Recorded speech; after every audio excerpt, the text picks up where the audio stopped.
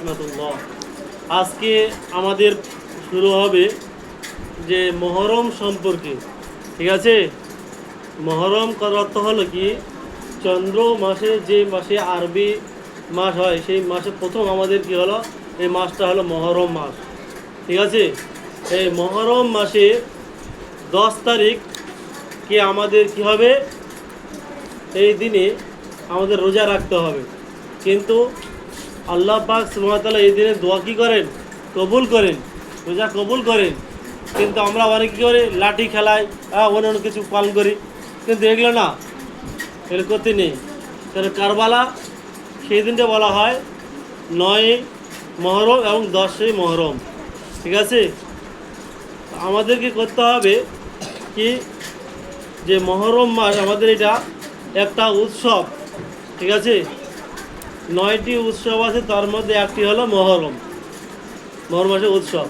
ঠিক আছে, তো আমরা সকলেই জানতে পারছি যে আমাদের এই মহরম মাসটাতে আমাদের কি করতে হবে, যে ইবাদত করতে হবে। ঠিক আছে, কিন্তু মহরম বলে আমাদের সবার জানা আছে, কিন্তু মহরমের যে কি কি নিয়ম পালিত করতে হয় সেগুলো আমাদের জানা নাই। তো সেগুলো আমাদের হলো একটাই কি, যে মহরমের দিন আমরা কি করি, অনেকে মসজিদে হালুয়া রুটি নিয়ে যায়, ফাতেহা করি বা দোয়া করি। সেটা না, হালুয়া রুটি করতে হবে না, আমরা সকলেই কী করবো, রোজা রাখবো, নামাজ পড়বো এবং ওই দিনে আল্লাহর কাছে মানে করবো, কী করবো, কাঁদবো, বেশি করে ইবাদত করবো, চাইবো আল্লাহর কাছে যে আল্লাহ, যে আমাদের এই মহরম মাসটা যখন শেষ হয়ে যাবে বা মহরমটা শেষ হয়ে যাবে, তো আমাদের ইবাদত এই দিনটা পাবো না, আমরা কী পাবো না, এই সময়টা বা এই দিনটা পাবো না। ঠিক আছে, ওই জন্য তখন তাদের আল্লাহর কাছে আপিল করতে হবে আর কাঁদতে হবে।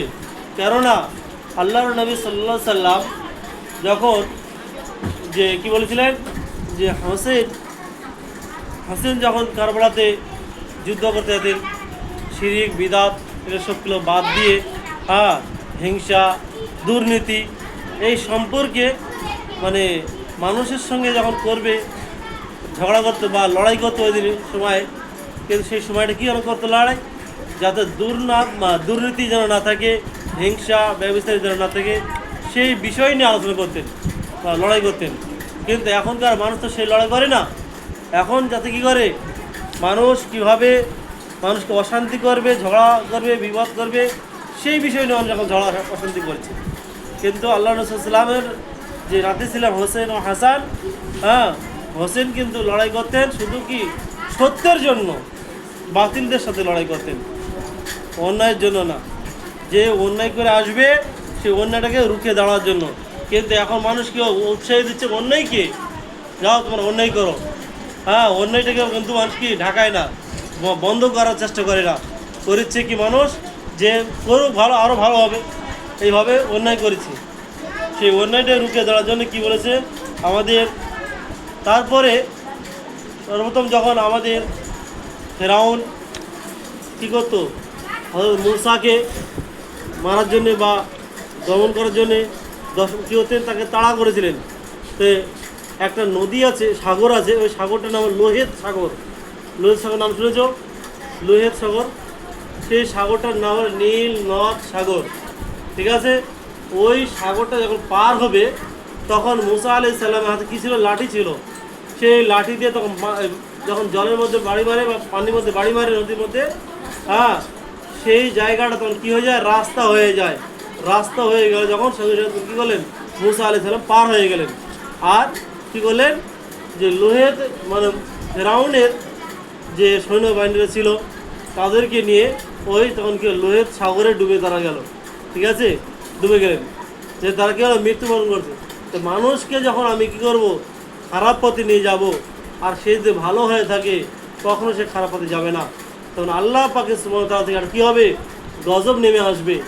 যখন যারা অন্যায় করবে, অন্যায় প্রশ্ন আল্লাহ দেয় না, মানুষ যখন দিতে পারে কিন্তু আল্লাহ পাক দিবে না, তখন আল্লাহ পাক কী করবে, তাকে কোনো একটা বাহানা দিয়ে তাকে মেরে দিবে।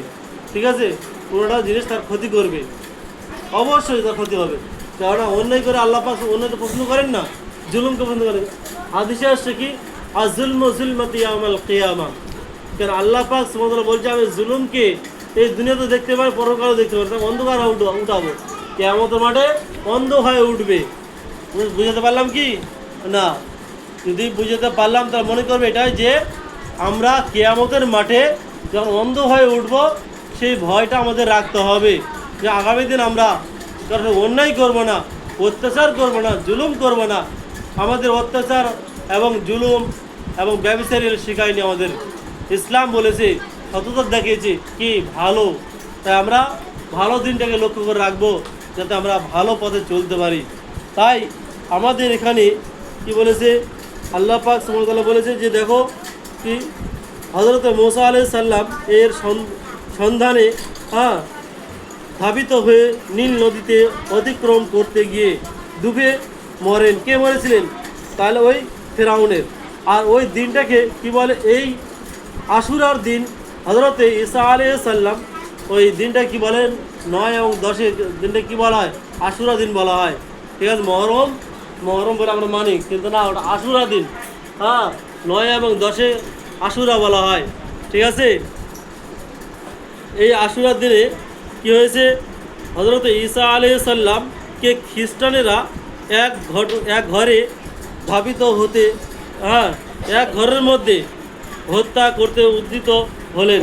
আল্লাহ পাক জীবিত অবস্থায় তাকে কি করলেন? চতুর্থ আসমানে তুলে নেন। কি করলেন? তাকে চতুর্থ আসমানে তুলে নেন। তারপরে তাকে কিন্তু মারা হয়নি। ওই যে ব্যক্তি মারতে গিয়েছিল তাকে, ঈসা আলাইহিস সালামকে, তখন তাকে কি ঈসা আলাইহিস সালামকে তুলে নিয়ে ওনাকে ওই জায়গায় বসিয়ে দিলেন আর আটকিয়ে দিলেন।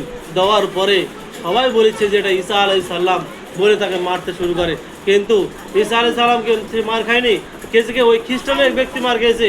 আজ পর্যন্ত দেখবে তোমরা খ্রিস্টানের ওই ব্যক্তি আটকা আছে, তাকে বল যিশু খ্রিস্টান। তো যিশু খ্রিস্টান সে না। ঠিক আছে, খ্রিস্টানের একজন। ঠিক আছে, কাটো।